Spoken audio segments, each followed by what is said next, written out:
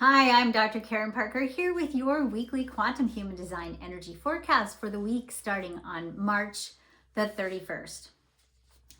So I want to just start by saying, if you've been watching anything that I've been producing for the last few years, you've heard me say over and over and over again, we're in a season and a cycle of disruption, that we are literally dismantling systems that we have outgrown. And that cycle of outgrowing systems can feel really disruptive. The old ways don't work anymore. We've outgrown them and we are taking them apart, maybe in some cases even blowing them apart. And we're not really yet in the reconstruction phase. We're not really yet in that cycle where we start moving towards growth. We're still taking things apart. And because we haven't yet really entered into the regeneration reset phase of this disruptive cycle, we're trying to rebuild, but we're trying to rebuild by trying to go back to how things used to be. And you can't go back to how things used to be. Cycles of disruption are about innovation. They're about calling in and bringing in the new, not about going back to how things used to be. And so even though and this has been brought to us by many planetary placements over the last few years, there's a wave of conservatism. It's really not about going back. We literally can't go back. Going back is not sustainable. That's the whole reason why the systems are coming apart in the first place, because the old ways don't work anymore. We've outgrown them. And so this season that we're in is just really tense. It's a season of dismantling. It's a season of taking apart. It's also a season that's ripe for what's next. It's ripe, at least maybe not for the building cycle of what's next in terms of the material world. We're not ready to do the construction yet of what's next, but certainly it's a cycle of beginning the process of getting ready to construct, which means it's a time of envisioning, a time of dreaming. And we see that, we see that energy when we see that Pluto has moved into the gate 41, the gate of imagination, bringing in this new era of dreaming of what's next, dreaming about new possibilities, new potentials. We're really getting ready. We're preparing the energetic matrix for a reset, for a cycle of not reconstruction, because reconstruction is really kind of going back to how things used to be, but a cycle of innovation and expansion. And these cycles play out on all layers of our being. And so you're going to experience this cycle on a personal level. Maybe you've already been experiencing it on a personal level, on a community level, and certainly on a collective level. What does it look like on a personal level? That can be things like losing your job, or having financial challenges, or having relationship challenges. Maybe you find a text message thread, in your partner's phone that's very shocking and surprising. It can be health challenges. It can be, struggles with creative fulfillment. All of these can be symptoms of disruption. And I want to be clear that when we talk about symptoms and seasons of disruption, that first of all, they're normal. Secondly, they are a result of us outgrowing our story. It's literally your soul calling you forward. And so when we go through these disruptive cycles, of course, first there's grief, there's shock. We go through all the stages of grief, but there's also an opportunity for us to move forward. I want to say that it's so vital when we're in these disruptive cycles that we stay out of the blame game, and that includes the self-blame game, right? We're not here to blame ourselves for screwing up. That's not helpful. And in fact, if we stay stuck in that cycle of blaming ourselves and embodying our own sense of I screwed up or I got it wrong, it almost can doom us to doing the same cycle again and again and again until we break out and realize, oh, this isn't me screwing up. This is my higher self calling me forward to something new, a big, giant exploration of how I can reset my life. But that's not about going back to how it used to be. That means really actually resetting it back into alignment with your authentic self. Again, this is happening on a personal level, on a community level, and certainly, again, on a collective level. I've written a free workbook to help you navigate cycles of disruption in your life. And if you are looking for a way to reinterpret a disruptive cycle so that you can take back control of that cycle, so you can begin to navigate the season of change and transformation that you might be experiencing. I've posted the link to the free workbook below. You can also join me in my Quantum Human Design Facebook group every Friday at 9 a.m. Central right now. I'm doing a free little mini masterclass about how to use the workbook and how to navigate a season and a cycle of disruption, how to actually use these cycles as catalysts for growth and expansion, and as an opportunity for you to really reset where you're headed and where you're going with your life, which is really kind of the theme for this week. So we have some big news in the celestial weather. And so I invite you to tune in so you can be prepared for the changes at hand, because certainly, really radical change is kind of the new norm right now. It's what we've been seeing in every week, every energy port for the week. And certainly this week is no exception. So we start this week with the sun highlighting the gate 21, the gate of self-regulation. The earth grounds us in the gate 48, the gate of depth. So we are really thinking about, what do I need to do in order to really land in my own experience, really trust my own wisdom? How do I need to regulate myself? What patterns and habits do I need to cultivate that honor and acknowledge my wisdom, my knowledge, and my experience? And so, this gate 21 theme, as we've been talking about, is a gate theme that is being highlighted by Mercury, being highlighted by Venus. Both Mercury and Venus are currently retrograde. Those two retrograde cycles both started with Mercury and Venus both beginning their retrograde process, highlighting that gate 21. Now we have the sun in the gate 21. We have the same energy that got activated at the end of the eclipse on Friday, Saturday, depending on where you are with the new moon. So we have just a lot of energy on self-regulation. Now, self-regulation is really powerful, even though it can feel like, habits. We all struggle with habits to a certain degree. It's really about self-domestication, is probably a good word for it, right? It's about setting ourselves up to take care of the foundation of our existence, making sure we're taking care of our body, our money, our minds, our inner and outer environment, really valuing ourselves enough to establish a foundation of self-care, of self-regulation, because that foundation liberates us to begin to pursue higher purpose, higher meaning in our lives. And so that's really what the sun is showing us this week, and certainly what Mercury and Venus are also highlighting for us this week, that when we cultivate habits and patterns that reflect and embody our own value, that preciousness of who you are, and we do that on a foundational level, we eat well, we rest well, we play well, we manage and allocate our resources in a way so that they're sustainable, we take care of our energy, we set good boundaries. When we do these things, it establishes a foundation of stability that affords us the ability to be able then to think about higher order things, to be able to not be so much in survival mode, but to actually be able to move our intentions and our actions towards expansion, towards thriving, and not just surviving.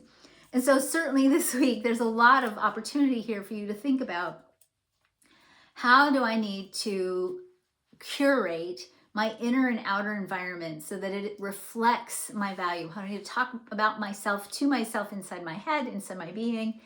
How do I need to make sure that my outer environment is reflecting my value back to me? And how do I take care of myself so that I am really living from this place of deep connection to my valuable place in the world?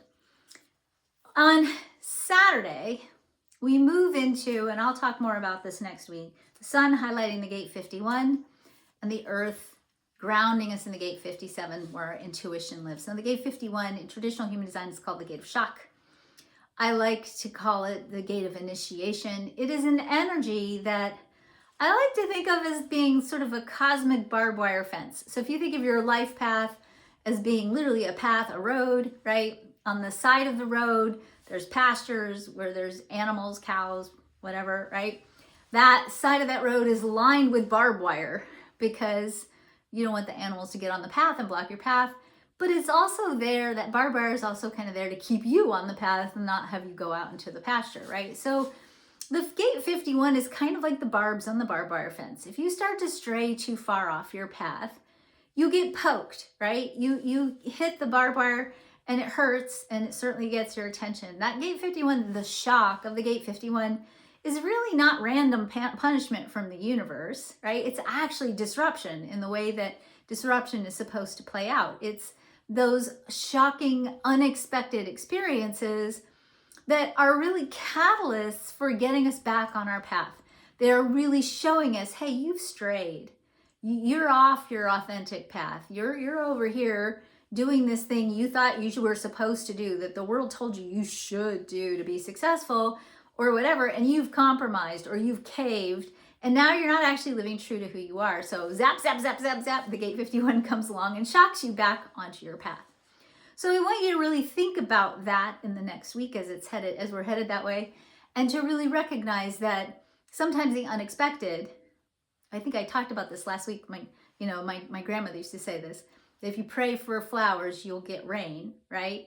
That rain is not a manifestation that's taking you away from the flowers. It's actually that thing that's catalyzing the growth of the flowers. The gate 51 can kind of be like the rain, right? So be prepared for that. And of course, the way you can be prepared for that is to connect with Source, connect with your heart, connect with your higher purpose. And certainly this is the message that both Mercury and Venus have been bringing us and continue to bring us in this retrograde station. But of course, this week, Mercury and Venus move into the gate 36. And of course, the gate 36 is part of what's being highlighted by the nodes, has been highlighted by the nodes all year, will continue to be highlighted by the nodes until mid-June. So we've got this gate 36 curriculum, which in the shadow or in the conditioned expression is chaos.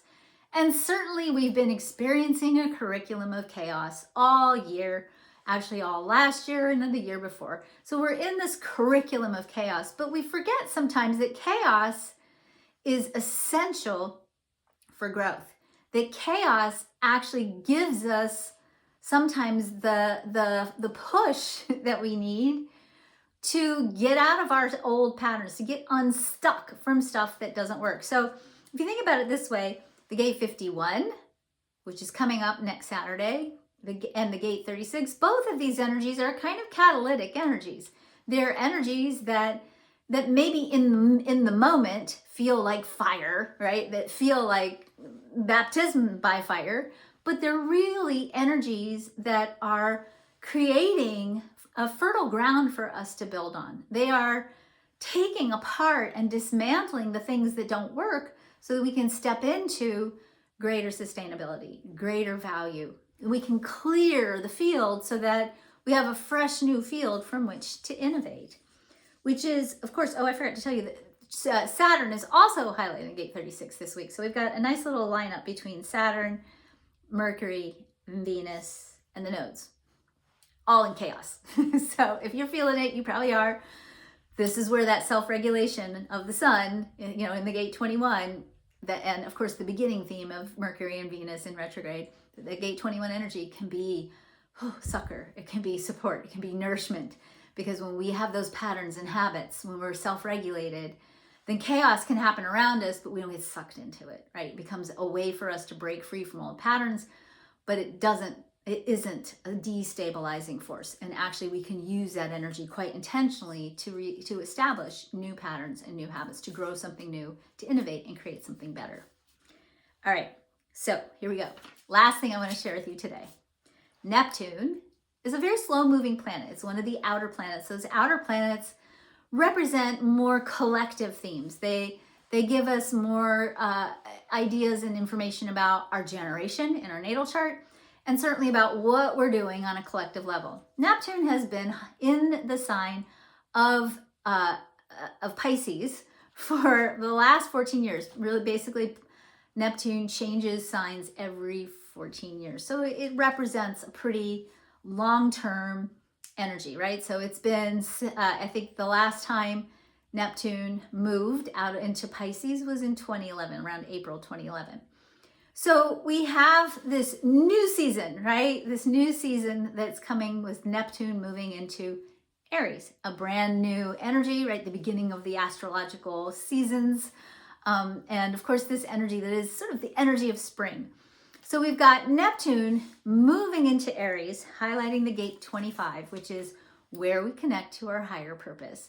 And of course, that's the electromagnetic or the connection point with the sun in the 51 on Saturday. So we have this highlighting of the heart of who we are, courtesy of the sun and Neptune. Now, Neptune in Aries, this is a new season, right? It's a new 14-year-long season. We'll be sitting in this season, we'll be titrating towards Neptune in Aries until October the 22nd. October the 22nd, it'll go retrograde again into Pisces, where it'll sit until January the 26th in 2026, and then it'll go permanently into Aries for 14 years. So let's talk first about the shadow or the conditioned expression of Neptune in Aries. In the shadow, this can be rash decisions, it can be hasty moves. Like we've been sitting in the dream time of Neptune in Pisces, which has just been murky, right? Confusion, what is going on, struggle for clarity. Of course, it's also been an opportunity to connect to faith and an opportunity to connect more to our spiritual essence and that spiritual piece and part of ourselves. But certainly, there's been emotion with Neptune in Pisces. Now we have this Neptune in Aries bringing us more conviction rather than emotion, right? So we have less emotion, more conviction, and that conviction, because it's Aries energy, is also married oftentimes with action. And of course, if we're not taking our time, being intentional, and living from our authentic story, if we're still living from our trauma, we're still living from our conditioning, and we've got this hasty energy coming along, we could potentially be sort of impetuous and rash and maybe, react rather than intentionally build. That's the shadow of this energy. Now, in the high expression of this energy, let's talk about the last time Neptune was here. The last time Neptune was here is in 1861 to 1875. We saw during that time huge cultural shifts. We saw scientific discoveries such as the pasteurization, which actually gave us access to healthier food in some cases. We also saw the Civil War. So we want to be really clear. Just because we know history and historical things happen in a cycle doesn't mean that history has to repeat itself. In fact, awareness of what happened before gives us a lot of ability to be proactive in how we deal with what's ahead, right? We know, this is a potential bump in the road. We need to be mindful of this.